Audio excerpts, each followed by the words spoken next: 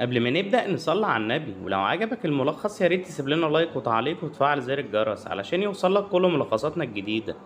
بيبدأ الفيلم مع ستان وبيكون سمسار عقارات وشغله كله نصب على العملاء، وبيكون غني جدا وعنده مكتب كبير، وفي الوقت ده بيحاول يقنع واحدة من العملاء إن هي تشتري منه علشان ينصب عليها، وفجأة بتدخل عليه الشرطة المكتب وبتقبض عليه، وبيروح المحكمة وبيكون معاه المحامي بتاعه، فبيحكم القاضي عليه بالسجن لمدة 5 سنين. فبيتعصب ستان على المحامي، بيقول له قرش القاضي علشان اطلع براءة، لكنه بيرفض لانه محامي شريف، وبيتعصب عليه وبيطرده من مكتبه. فبيروح ستان يجيب محامي ما عندوش ضمير علشان يرشي القاضي ويطلع براءة، وفضل يتكلم المحامي مع القاضي علشان يقنعه انه ستان بريء، لكن القاضي قرر انه يخفض له المدة من 5 سنين ل3، واداله مهلة 6 شهور قبل ما يدخل السجن. وبعد ما طلع بيتعصب ستان على المحامي لانه هيدخل السجن، فبيقول له المحامي الحل الوحيد ليك عشان ما تدخلش السجن انك تهرب من البلد، لكن ستان بيرفض لان الفلوس الكتير اللي عنده هيتحجز عليها. وبعدها بيروح البار علشان مخنوق ومش عارف يتصرف ازاي، وبيشوف واحد شكله مجرم وبيعرف ان هو اكيد دخل السجن قبل كده، وبيديله فلوس علشان يتكلم معاه عن السجن اللي هيقضي العقوبة فيه. فبيقول لستان السجن اللي هتروحه ده خطير جدا والبقاء للاقوى، لان مفيش اي حد هيحميك في السجن،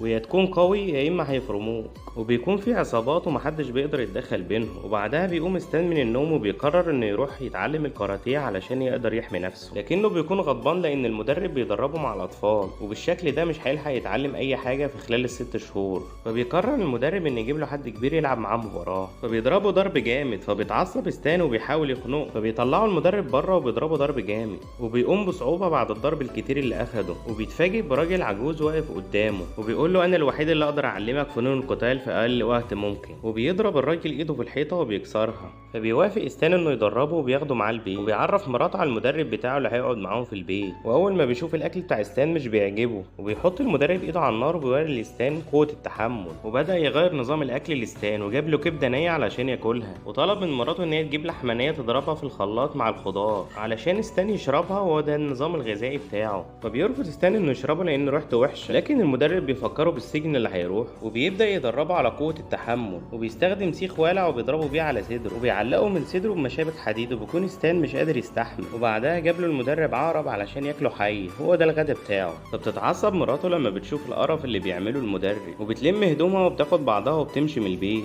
وتاني يوم بدأ المعلم يدربه، وبيجيب خشبة قدامه وبيعض صبعه منها، وستان بيكون مش مصدق عينيه، فبيجيب له المدرب خشبة بيقول له لازم تعمل زيي، وبيحاول ستان يعض صبعه لكنه بينكسر، وبيحس بالألم الشديد لما المدرب ردله صبعه مكانه، وبيحاول يكسر القالب لكن ايده اللي بتتكسر. وبعدها فاضل المدرب يدربه على التدريبات الشاقة، وبعدها بدأ ستان يتطور مع التدريبات وبقى عنده قوة تحمل جبارة، وتركيزه بقى عالي جدا لتصدى أي ضربة، وبيكسر القالب بكل سهولة. وبيكون المدرب سعيد باللي وصل له ستان، وبيعدي ستان صباعه من الخشبة بكل ثقة. وبعدها بيقول للمدرب فاضلك اختبار واحد بس علشان تكون جاهز لدخولك السجن، وبيروح ستان لمدرب الكاراتيه اللي ضربه قبل كده وبيطلب منه انه يتحداه، فبيوافق المدرب، وبيحاول المدرب يضربه ضربات قوية، لكن ستان بيتصدى ليها بكل سهولة، وبيضرب المدرب ضربات قوية وبيقدر انه يهزمه. وبيسقف له المدرب هو والمحامي وبيقول له كده انت خلاص بقيت جاهز لدخولك السجن، وبيودعه المدرب قبل ما يمشي، وبيركب الاتوبيس وبيلاقي مسجون راكب جنبه وبيغلس عليه، فضربه ستان بكل سهولة وعلمه الأدب. واخيرا بيوصل للسجن وبيشوف الحراس في كل مكان،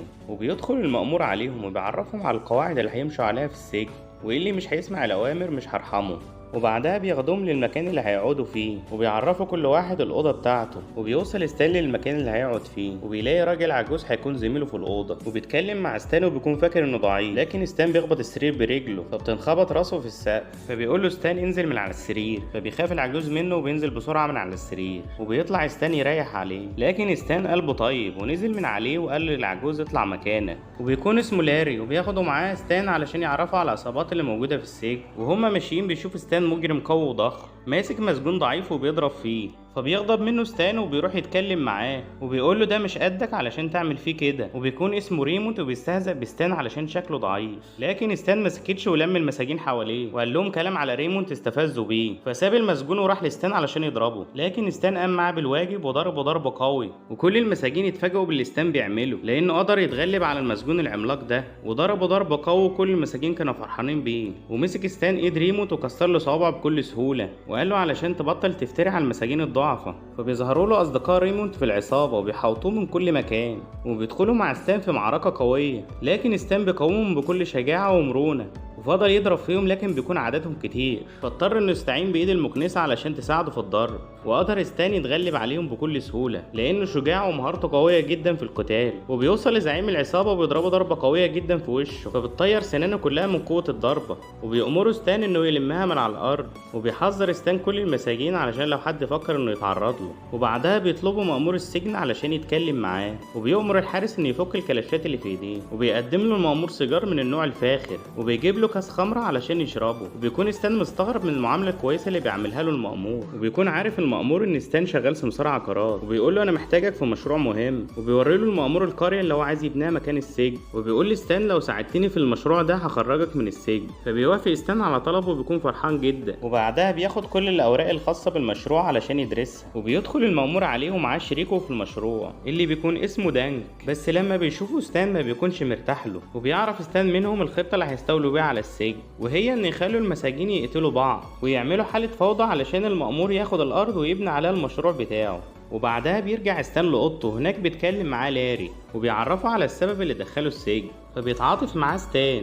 وتاني يوم بيجمع ستان المساجين في الساحة، وبدأ يلم كل حاجة بتحرضهم على العنف، وبيتكلم معاهم وبيعرفهم ازاي انهم يحبوا بعض، وبيخلي لاري يشغلوا الموسيقى، وبيبدأ ستان يرقص عليها قدام المساجين، وبيحاول ستان ازاي يخلي المساجين تحب بعضها، وبيعرفهم من النهارده مش هيكون في عصابات تاني. فبيفرحوا المساجين باللي عمله ستان معاهم، ولاري بيكون فخور جدا باللي عمله ستان مع المساجين.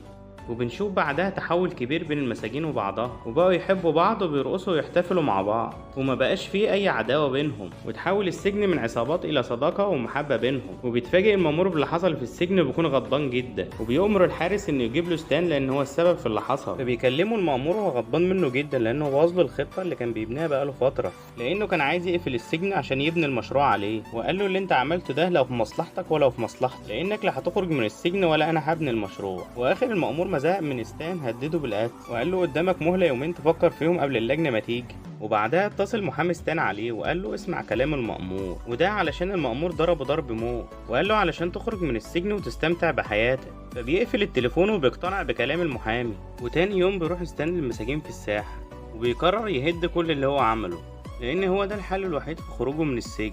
فبيكلموه اتنين من المساجين علشان يحللوا من المشكله بتاعتهم، لكن ستان بيتعصب عليهم وبيقول لهم ابعدوا عني، وبينادي على المساجين وبيقول لهم حلوا مشاكلكم مع نفسكم كاني مش موجود. وكانهم ما صدقوا اللي بيلاقي التاني بيطحنه، ولاري بيكون حزين جدا علشان ستان اتخلى عن المساجين. وبعدها بيروح مسجون لستان في المطعم، لكن ستان بيتعصب عليه وبيكلمه بطريقه وحشه. فبيقوم لاري من جنبه وبيقول له ما يشرفنيش ان انا اقعد معاه. فبيمسكوا ستان من ايده وبيوعدوا انه هيصلح كل حاجه عملها. وتاني يوم بتيجي لجنه حقوق الانسان تمر على السجن، وبيشوفوا ستان وبيسالوه عن احوال السجن، فبيقول لهم كل حاجه تمام. وبيقرب المأمور من ستان وبيقول له اللجنه هتسالك شويه اسئله لازم تجاوب عليهم كويس علشان تخرج من هنا. وبياخدوا الحارس يدخله للجنه وبيقعدوا قدامهم، وبيبداوا يسالوه الاسئله وبيجاوب عليها ستان بكل ثقه. لكن ساعتها بيصحى ضمير ستان في اخر لحظه، وبيفتكر المساجين اللي بيحبوه واتغيروا علشانه، ولو خرج من السجن المساجين دي كلها هتتبهدل من بعده. فبيستفز ستان اللجنه وبيقل يدقوا عليهم، فبيغضبوا منه وبياخدوا الحارس يرجعه للسجن. وبعدها بنشوف الحراس بتدي للمساجين اسلحه وبيحرضوهم على بعض علشان تقوم مجزره بينهم، وبيجري بسرعه ستان عشان يوقف الحرب بين المساجين. وفجاه بيظهر له دانج عشان يمنعه من الوصول للمساجين، وبيدخلوا مع بعض في قتال قوي جدا، وده كله من تخطيط مأمور السجن علشان ستان ما يلحقش المساجين ويخلصوا على بعض،